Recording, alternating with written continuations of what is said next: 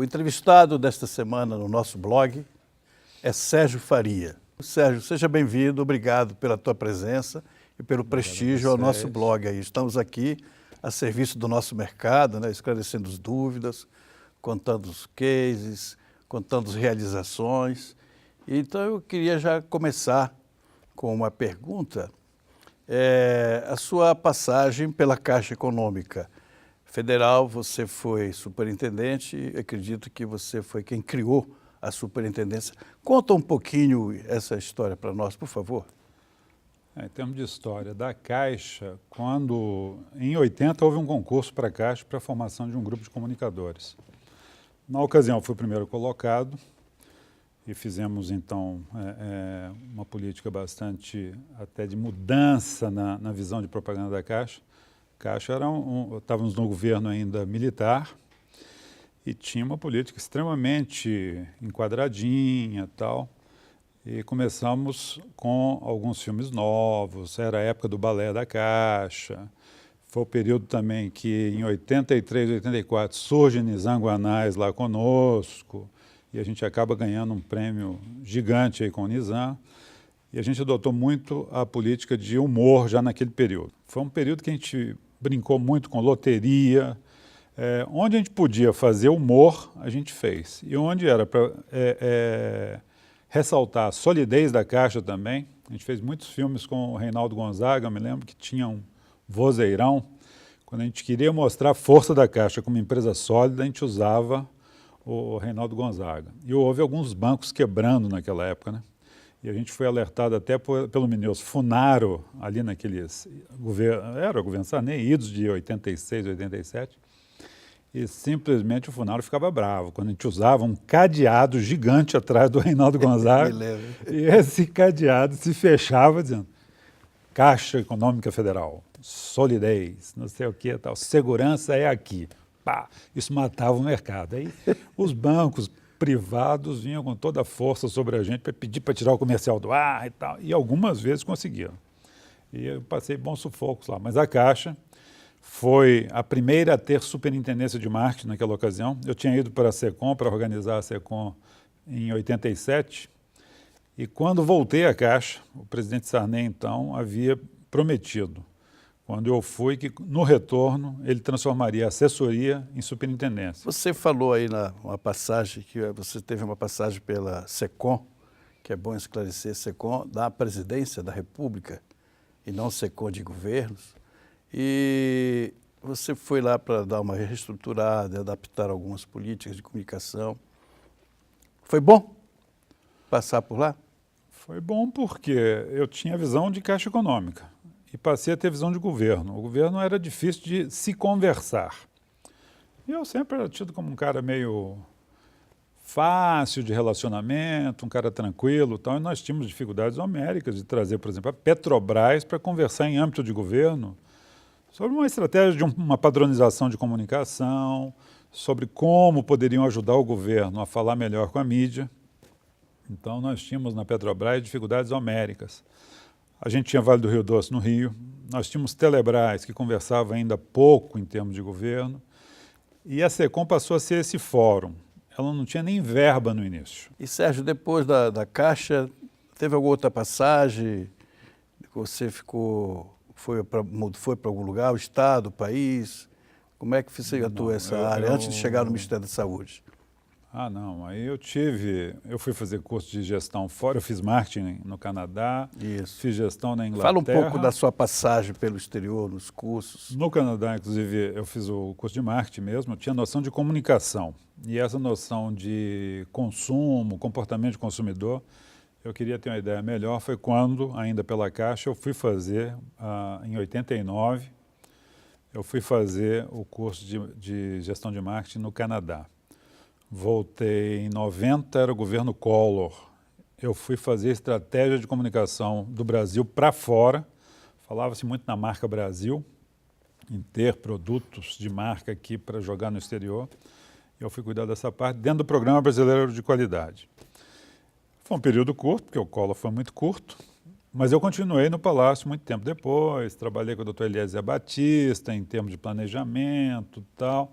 e vendo também essa parte de logística pelo país inteiro, foi muito interessante. Em 2000, eu fui nomeado diretor do INSS, já na área de gestão. Era de gestão. Eu começava a estudar muito esse setor tal, e implantamos no INSS, naquela ocasião, gestão por processos, que a Caixa tinha acabado de implantar também e o Banco do Brasil. Então, Você foi diretor de recursos humanos, é isso? Fui diretor de recursos humanos no INSS. E foi um período de grande treinamento lá no órgão. Nós fizemos 800 e tantos MBAs, 200 doutorados, mandando pessoas até para o exterior. E foi um período de grande euforia no INSS. A aposentadoria era uma coisa que era uma incógnita em termos de término, né? O prazo era longuíssimo. A gente conseguiu baixar naquele período para 30 dias. E agora, uma aposentadoria você faz em 10 dias. Mas, para a época, fazer uma aposentadoria em 30 dias era glória, entendeu? Sim. Então, foi um grande ganho.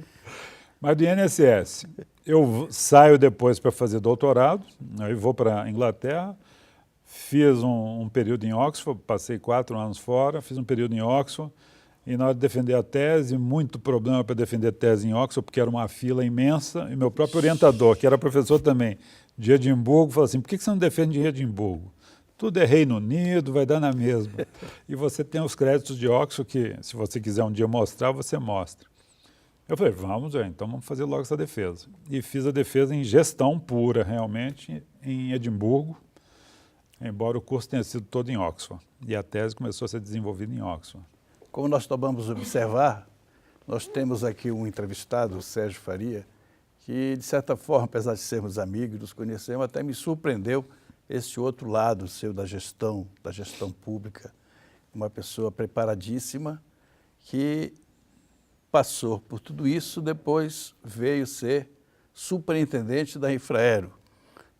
Inclusive em alguns momentos difíceis, né, dos aeroportos, uma situação complicada, e que prestou um belo serviço àquela casa, que vai nos relatar agora algumas das experiências.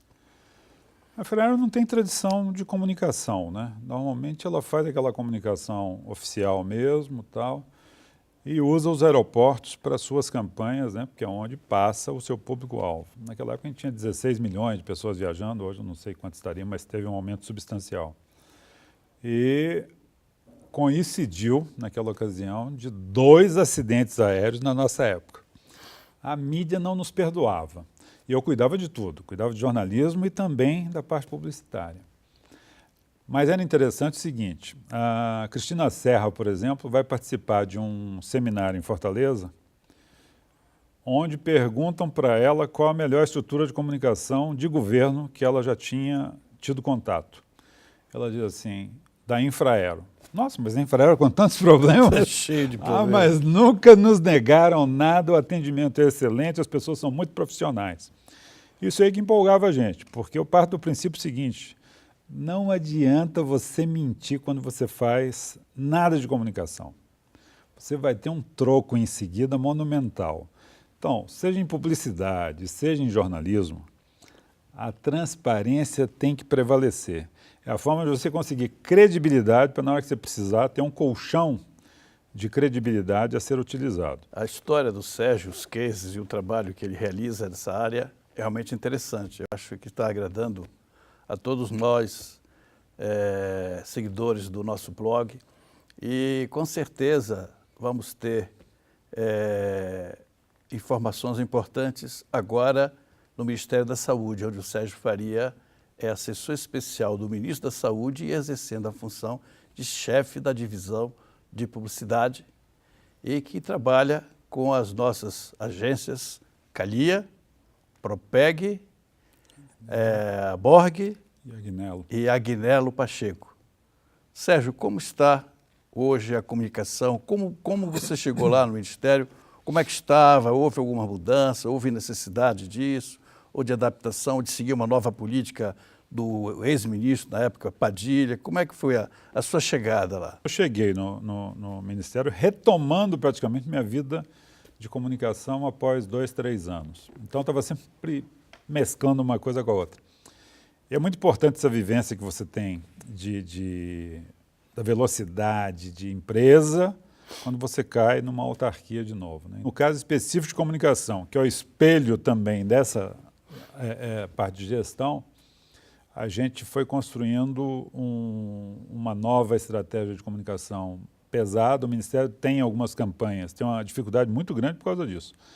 Tem umas 8, 9 campanhas que são monitoradas pela OMS, Organização Mundial de Saúde, e que a gente precisa mostrar resultados. Então, vacinação, AIDS, etc., são campanhas típicas desse gênero. Certo. Que você tem que apresentar metas e resultados de acordo com a OMS, conforme prescrito pela OMS. E a gente já fica amarrado a essas campanhas, porque elas são obrigatórias, eu tenho que ter resultados, se o resultado não chega, eu tenho que fazer um reforço de campanha, porque tudo depende de comunicação nesse momento. E é um ministério extremamente midiático, porque os secretários todos, como são acompanhados e precisam apresentar resultado junto ao público, eles adoram quando a estratégia está bem feita na área de comunicação. Então a gente conversa muito facilmente com todos os secretários. É impressionante. Eu nunca trabalhei num lugar onde as pessoas têm noção clara da importância da comunicação, tanto imprensa quanto publicidade.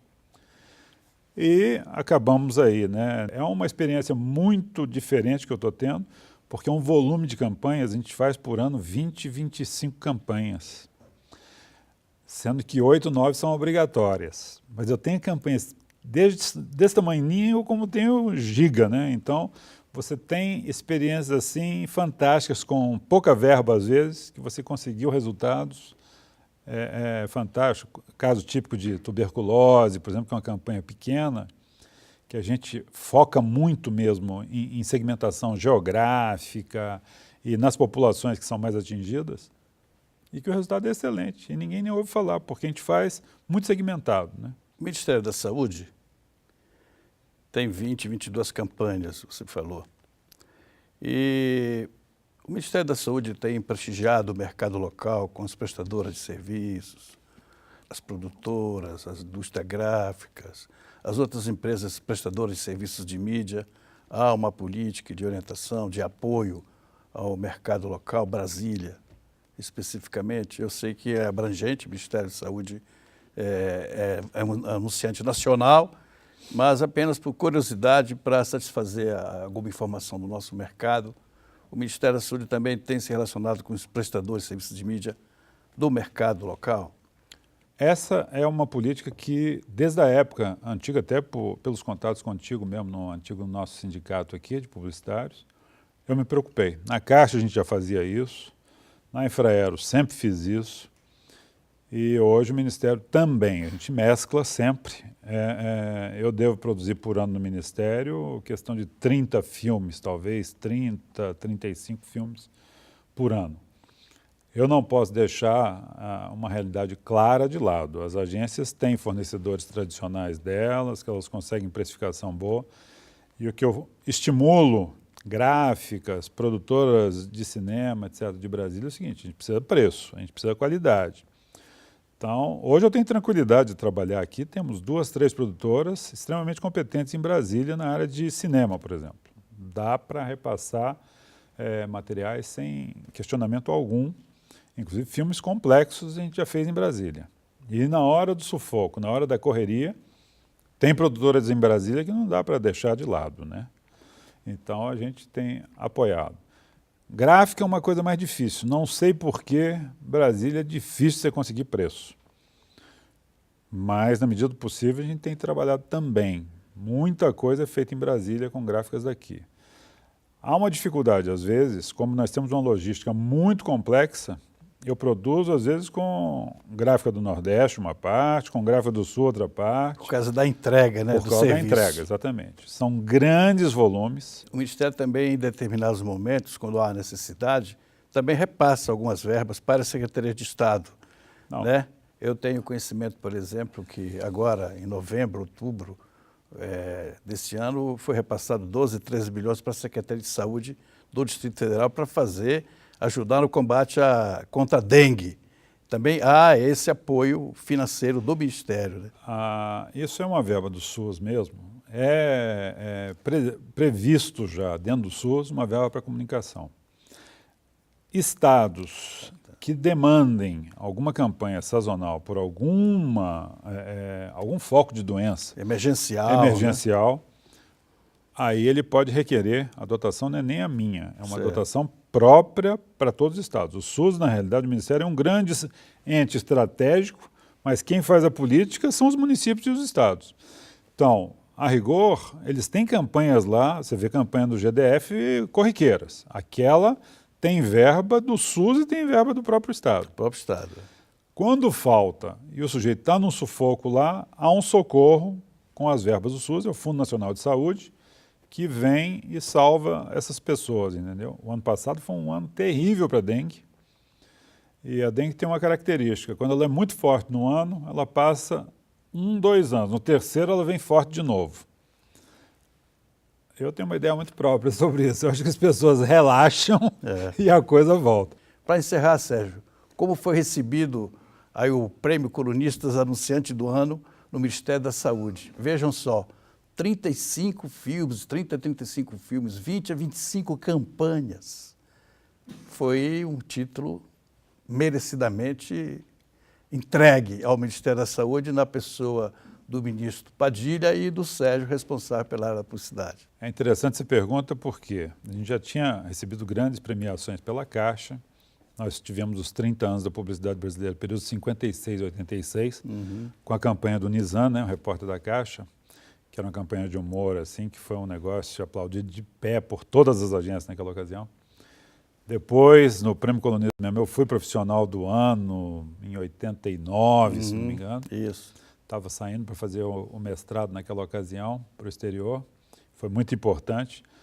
Agora, anos depois, né, você está no mercado, tal, de novo, assim, já estou ultrapassado, de repente, tal. E você consegue ter um ritmo de trabalho, como a gente deu no Ministério, em que a gente é premiado novamente, né, e a gente é muito... Sempre tive... as pessoas sempre me caracterizaram assim, não, a vantagem do Sérgio é o seguinte, se é não, se é sim, é sim. E eu continuo assim, é pão, pão, queijo, queijo, e sem muita embromation, entendeu? No Ministério, onde a gente vem funcionando assim, o atendimento aos fornecedores é muito transparente,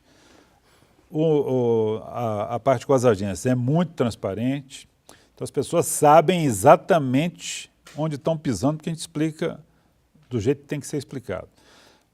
Então é um orgulho muito grande. Primeiro que eu conheço, eu fui jurado do prêmio há muitos anos. E foi muito bom num ano que eu não sou jurado, exatamente quando eu não estou lá, a gente receber a premiação. E não recebemos ainda nada por criatividade, porque as agências estão muito preguiçosas para inscrever materiais nossos, essa é a grande verdade. Esse ano eu já falei, pessoal, você se trata de inscrever, tem campanhas muito boas aí. Sim. Então é um orgulho tremendo, é um reconhecimento importantíssimo, quer dizer, eu já poderia estar me aposentando este ano, né? Porque eu já fiz 35 anos de mercado em janeiro deste ano, e foi quando saiu o prêmio, eu falei, opa, estou fechando aqui a minha carreira com chave de ouro na área de comunicação e tal. E depois eu quero até me dedicar a alguma coisa de consultoria, já me dedico, mas eu quero me dedicar mais ainda. E seria o coroamento de um trabalho que a gente viu que estava muito efetivo, as pessoas realmente se dedicam, e o Ministério vai até 10, 11 horas da noite todo dia, as pessoas ralando, ninguém se queixa, entendeu? Então há uma euforia muito grande nas pessoas. Então isso aí é importantíssimo de ser premiado de vez em quando. Quando você recebe, e as pessoas foram todas na premiação, tal, todo mundo estava eufórico, as agências também eufóricas. É um reconhecimento que tem que ter de vez em quando, e para mim foi assim muito importante, muito importante. Ok, Sérgio, muito obrigado pela tua presença, ter prestigiado a gente, e até a próxima semana com uma outra entrevista de outro profissional do nosso mercado.